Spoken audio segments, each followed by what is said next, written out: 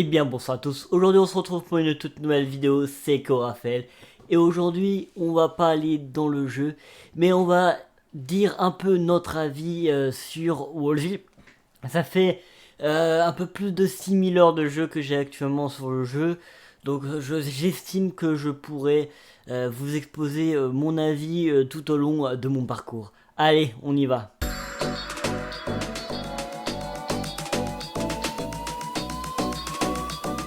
Alors, pour commencer, déjà, je vais être honnête avec vous. C'est pas parce que je suis créateur de contenu, bien sûr, que je vais valider forcément le jeu partout et forcément dire des avis positifs. Je vais essayer d'être en entière transparence avec vous. Et clairement, pour moi, le jeu est très bien.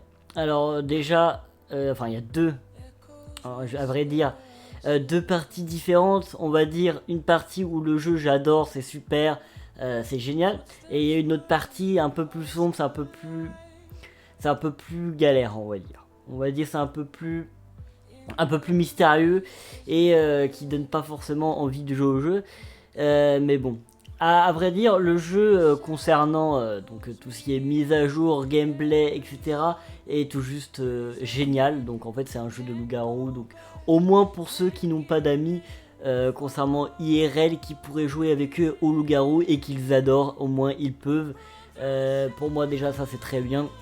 Ça permet également aux gens de se libérer, etc. Sachant que vu qu'il y a des rôles innovants qu'il n'y a pas forcément dans d'autres jeux de loup-garou, cela permet une grande diversité. Donc pour moi ça c'est déjà très bien. En concernant après les clans, tout ça, bah ça c'est génial. Ça permet justement de rencontrer des gens, que ça soit sur Wallsville ou à l'extérieur via Discord notamment. Donc j'ai vu qu'il y avait pas mal de Discord qui a été créé pour des clans. Donc ça c'est bien pour la convivialité et également c'est pratique. Les clans, on va voir.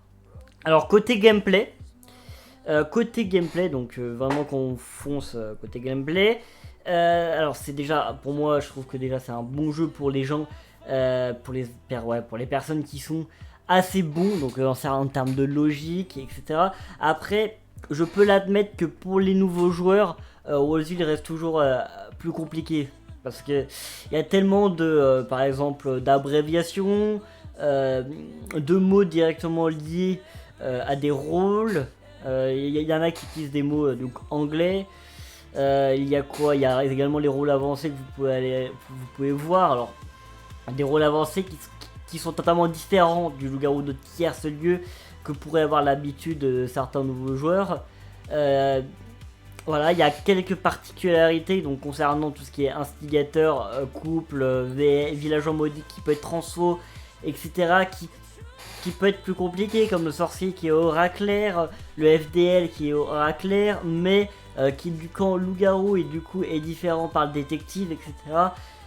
Oui, alors pour les nouveaux joueurs c'est vraiment compliqué, et quand c'est compliqué, habituellement les nouveaux joueurs restent pas longtemps et partent.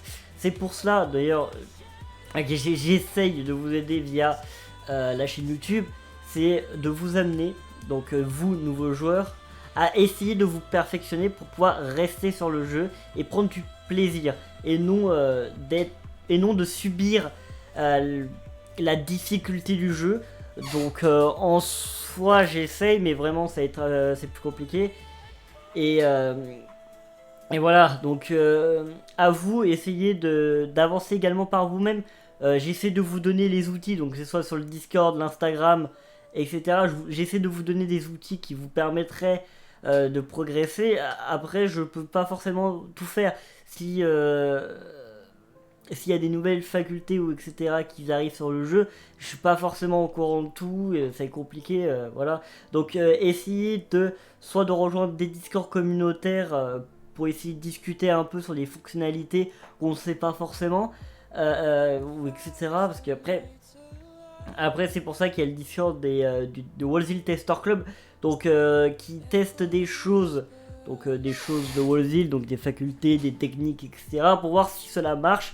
Après, je vais vous laisser expérimenter ça. Je vais pas trop vous en dire dans cette vidéo, mais concrètement, je vais dire ma petite conclusion donc sur Wallsville. Alors pour moi, Wallsville est un très bon jeu de loup-garou, qui est diversifié et qui possède ses propres rôles, sa propre communauté qui est gigantesque à vrai dire. Essayez également, il est très communautaire, donc il y a beaucoup de Discord, d'Instagram, etc. liés à Wallsville, donc vous pouvez chercher assez facilement, donc des chaînes YouTube également pour pouvoir progresser, donc tels que Hypostain ou d'autres créateurs de contenu comme Joker HD ou Tom, etc. Donc vous pouvez aller voir des chaînes YouTube. D'ailleurs, je crois qu'Hypostain maintenant c'est traduit en français, donc vous avez l'option audio français désormais. Donc ça c'est génial, en gros ça aide pour la communauté française, ça vraiment c'est génial en fait. Ça permet aux nouveaux joueurs, même s'il n'y a pas assez de choses en français, de pouvoir avoir des tactiques d'anglais qui sont retranscrits en français. Après il peut y avoir quelques petites erreurs de traduction, ça arrive. Après il faut essayer de se forger soi-même ses propres stratégies. Mais parfois ça peut être compliqué, notamment lié au rôle. Donc si vous avez des cartes ou pas, si vous avez des cartes avancées, ça peut prendre plusieurs jours, plusieurs mois ou même des années avant d'avoir des bonnes cartes pour pouvoir jouer des rôles avancés que vous aimeriez jouer. Mais ça, malheureusement, c'est le jeu. Donc c'est le jeu, vous progressez en fonction de votre niveau et vous montez petit à petit. Alors voilà. Donc pour terminer, pour moi, ce jeu est un très bon jeu pour des gens qui connaissent déjà le loup-garou et qui ont déjà des facilités, que ce soit en anglais ou dans des jeux de stratégie. Mais d'un autre côté, le jeu peut être parfois compliqué et mener potentiellement à des disputes, des complications, etc. liées à la difficulté en jeu ou directement à la toxicité de certains joueurs.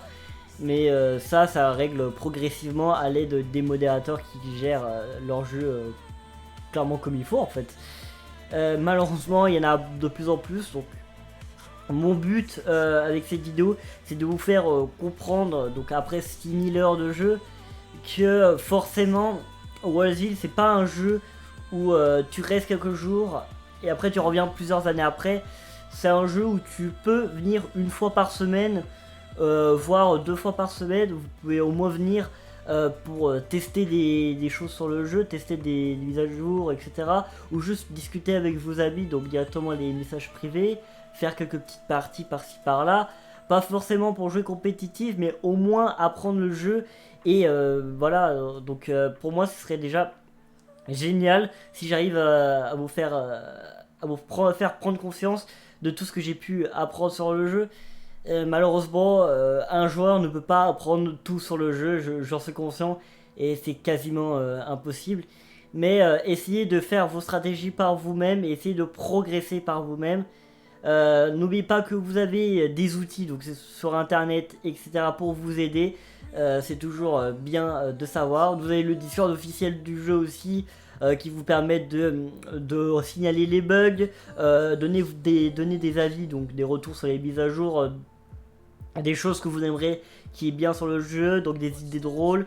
Vous pouvez donner des designs aussi pour notamment des skins, ce que vous aimeriez bien un jour voir sur le jeu, etc. Donc n'hésitez pas, si cette petite vidéo vous aura plu, n'hésitez pas à vous abonner et je vais vous dire à la prochaine fois. C'était KO Raphaël, allez bye bye.